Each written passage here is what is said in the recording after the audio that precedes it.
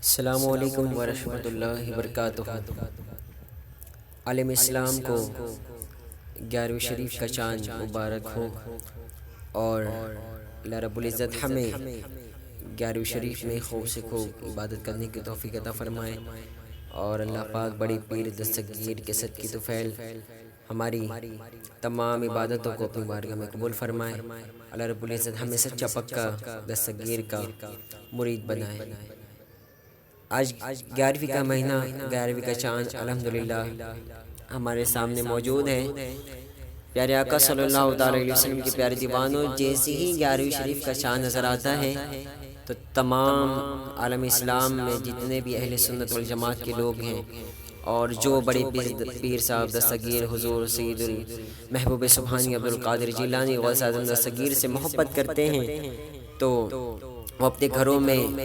جو ہے 11ویں شریف کی نیاز کا اہتمام کرتے ہیں الحمدللہ، اور لوگوں کے درمیان میں وہ دعوت عام کرتے ہیں، اپنی سوسائٹی میں، اپنی بلڈنگوں میں اور اپنے محلے میں اعلان کرتے ہیں کہ ہمارے گھر پہ 11ویں شریف کی نیاز ہے، کہ آپ تمام لوگوں کی دعوت ہے، آپ 11ویں شریف کی نیاز میں آنا ہے۔ تو 11ویں شریف کی نیاز کی برکتیں میں آپ کو بتاؤں، اور 11ویں شریف کی نیاز کرنے سے کیا ہوتا ہے، یہ انشاءاللہ ہم آج سنیں گے۔ پیارے آقا صلی اللہ تعالی علیہ وسلم کے پیارے دیوانوں، ایک بہت ہی ایمان تازہ کرنے والا واقعہ ہے۔ اگر آپ اس بیان کو دل کی کانوں سے سن رہے ہیں تو قسم خدا کی آپ کا ایمان تازہ ہو جائے گا یہ واقعہ سن کر، کہ مصر کے شہر میں ایک شیخ یوسف مصری نام کے ایک شخص رہا کرتے تھے۔ تو اللہ رب العزت نے انہیں تھوڑی سی توفیق دی، تو انہوں نے پہلے سال اپنے گھر میں 11ویں شریف کی نیاز کا اہتمام کیا، اور جو ہے اپنے خاندان والوں کو انہوں نے دعوت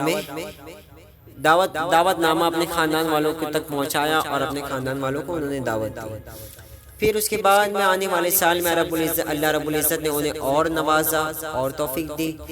تو انہوں نے اپنے سوسائٹی میں اعلان کر دیا کہ آج میرے گھر پہ دعوت ہے 11ویں شریف کی نیاز کی۔ تو آنے والے سال میں اللہ نے اور نوازا،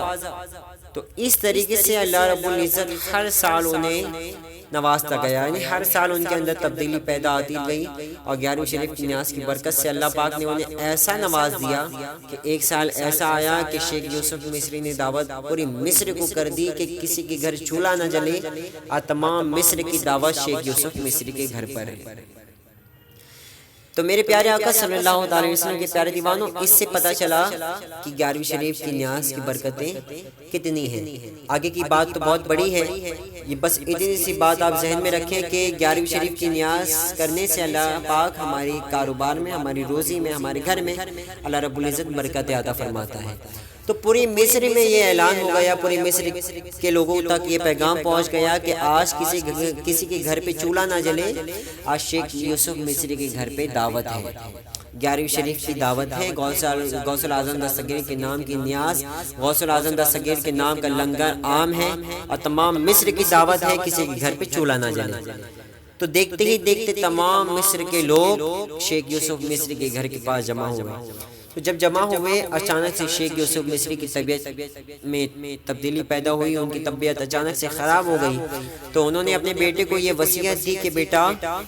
شاید کہ میں زندہ نہ بچوں، میری طبیعت کافی خراب ہو چکی ہے، اور کافی جو ہے میری طبیعت بگڑ چکی ہے، اگر یہ ہو کہ میں زندہ نہ بچوں، اگر میری روح جسم سے پرواز کر جائے یا چلی جائے تو شور شرابہ مت کرنا، اگر میرا انتقال ہو جائے تو ہلہ مت کرنا، شور مت کرنا،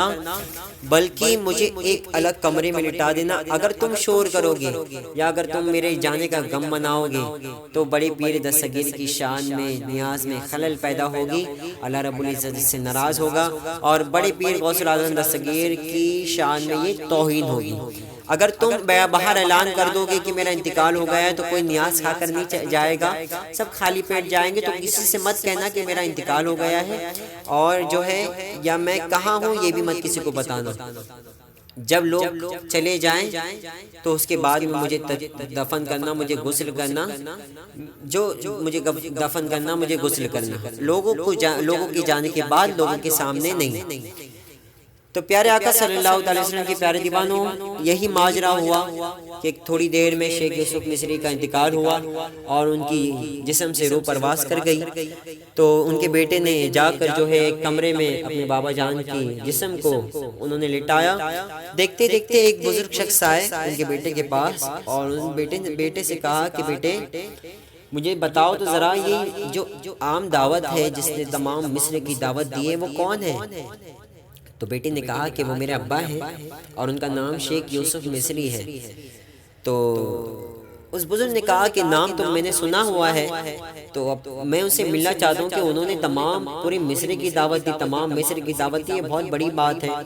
تو میں ان سے مل کر انہیں مبارکباد پیش کرنا چاہتا ہوں، میں ان سے ملنا چاہتا ہوں، میں ان سے ملاقات کرنا چاہتا ہوں۔ تو بیٹے نے کہا کہ